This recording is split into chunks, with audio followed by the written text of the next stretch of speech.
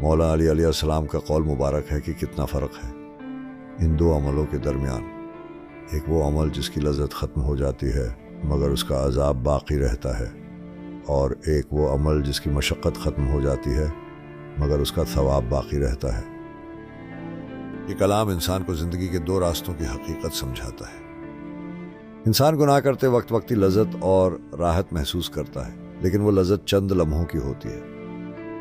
اس کے بعد ضمیر کی خلش، دنیاوی و اخروی عذاب اور اللہ کی ناراضی باقی رہ جاتی ہے۔ عبادت، صدقہ، روزہ، نماز اور نیکیوں میں بسا اوقات مشقت ہوتی ہے، نفس کو قابو میں رکھنا پڑتا ہے، لیکن وہ مشقت وقتی ہے۔ اس کے بعد جو راحت، قلبی سکون، اللہ کی رضا اور اجر و ثواب ہے وہ ہمیشہ باقی رہتا ہے۔ یہ حکمت ہمیں دعوت دیتی ہے کہ ہم وقتی فائدے کی بجائے ہمیشگی کے انجام کو دیکھیں اور اپنے اعمال کی آخرت کے ترازوں میں پرکھیں۔ یہ سوچ ہمیں زندگی کے فیصلوں میں حکمت اور بصیرت عطا کرتی ہے۔ ہمیں چاہیے کہ ہم اپنے اعمال کو نیکی کی راہ پر استوار کریں تاکہ آخرت میں کامیابی حاصل کر سکیں۔ اگر یہ حکمت علوی دل کو لگی ہو، اگر مولا علی کے الفاظ نے آپ کی روح کو جھنجھوڑا ہو، تو اس پیغام کو دوسروں تک پہنچانا بھی آپ کی عبادت کا حصہ بن سکتا ہے۔